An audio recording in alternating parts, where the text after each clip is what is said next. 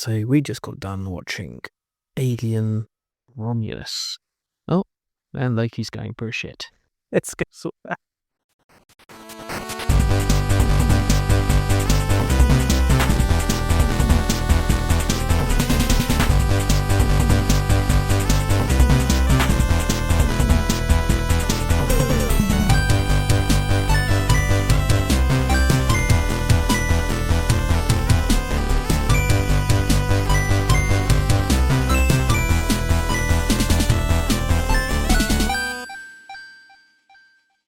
It is Friday night. What's the time? 10:37. Sat at the top of my garden, letting my dogs wander around, whispering a little bit because I don't really want every single person that is around me to be listening to me, but there we are. Right, yeah, so Alien Romulus. Wow, absolutely bloody brilliant. Absolutely brilliant. Just in every single way. The effects in it, both the practical and the CGI, were just incredible. Like, it just shows, like what we've said on the show before, like, practical effects are just so much better. Sorry, this is going to have some spoilers in it for those who haven't seen it, but, like, you know, the xenomorphs themselves were just incredible.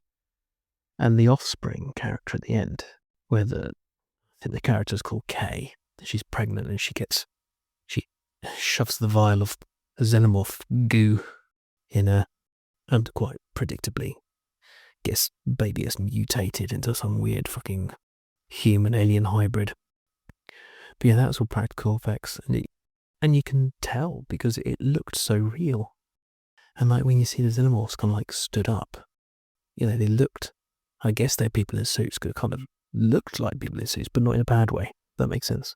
You know, it looked real, like, you know, these were creatures that could really exist.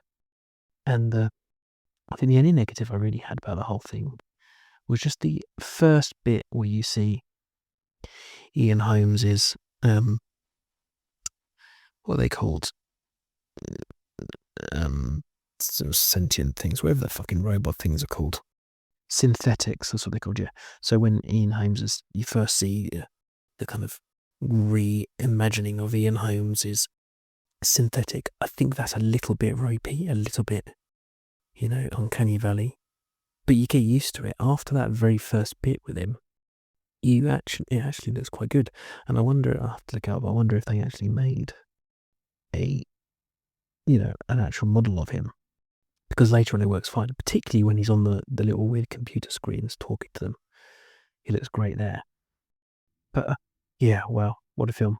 That is up there, second or third best of all of them. I mean, I still really like Alien, but this has got to be either second, or if it's not second, it's third, with Aliens as second place in my tier rankings of Alien movies.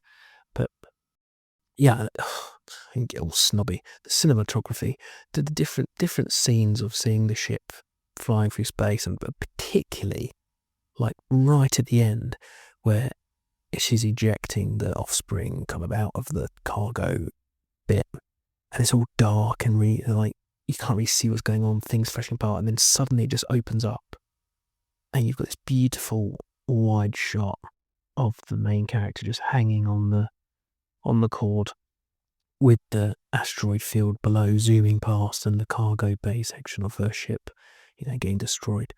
Wow, that's brilliant. Yeah, and there was just scenes in that, like the first chest exploding, you know, that was like cover your eyes moments when Kay's giving birth to the offspring. That was just like, oh my god, you know, Rector and I were just like, oh my god. When do you shout out in films? You don't. Particularly CGI ones. CGI ones, I'm not there going, oh my god, because it's kind of not really, you know, you can tell. But this is like, fucking hell. I was literally almost covering my eyes. I was like, oh my god, this is fucking gross. Oh my god. Yeah, brilliant.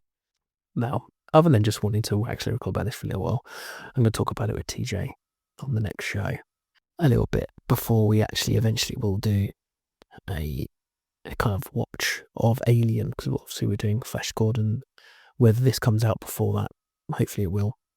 Flash Gordon's next, and then I'd quite like to do The Thing after that, and I think it'll probably be Galaxy Quest maybe after that, get a little bit of fun in before then doing Alien. And the reason I'm pushing Alien back is because there's actually a VR game coming out on the Quest. I think it's already out on other stuff that's Alien based, and I'd like to have a recording of either Tom or I playing that and kind of having that in conjunction, or just be able to play it and talk about it at the same time. I thought it'd be quite cool.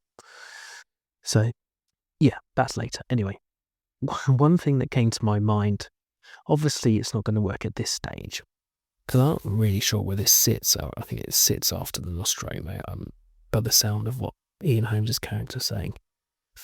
But those face hugging things, oh yeah, seeing the little face hugger fucking cock coming out and just trying to wiggle into that dude's mouth.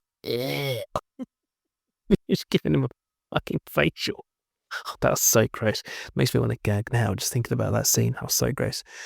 I was thinking, like, well, how can they protect themselves from this? Because obviously you need a mask. I was thinking, well, really, you just want to stop the cock going in your mouth.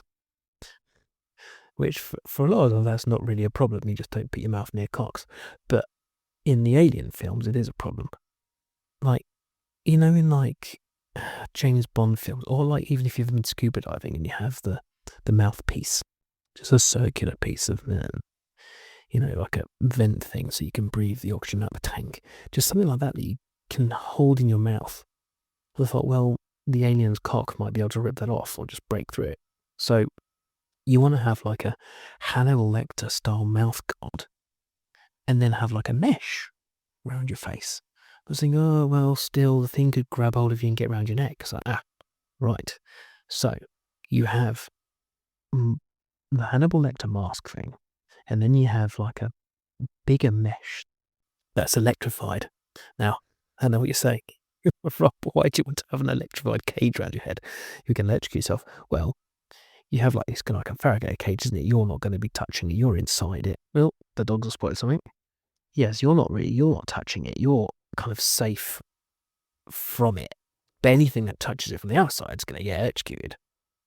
I understand that's not what a Faraday cage is, but you get my drift.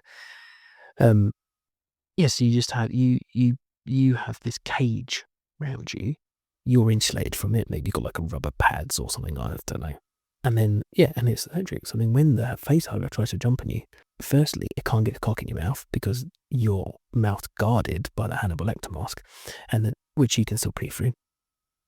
And then secondly, you have this cage around you. And the reason you have a cage, you don't want to have the glass or the plastic because they always smash through that stuff and you get a shard of glass in your face. So you have the metal mesh. Yeah, okay, the creature's going to be able to grab hold of it. But I suppose actually then maybe its pincers would be able to go through the mesh. It'd have to be like a sieve, a fine mesh like a sieve, so it can't get its legs in. But made of like really strong stuff. And it's electrified. So yeah, even if you could get his cock in your mouth, he's going to get electrocuted. That's it. And now you're safe from the face huggers. Electrified sieve with a scuba air mouth guard thing, whatever they're called. I should really know, like a respirator. I do scuba diving, I should know this. That in your mouth. And there you go. Now you're protected from them. I can't really protect you from the xenomorphs. You're on your own there. Sorry about that. Anyway, love you. Bye-bye.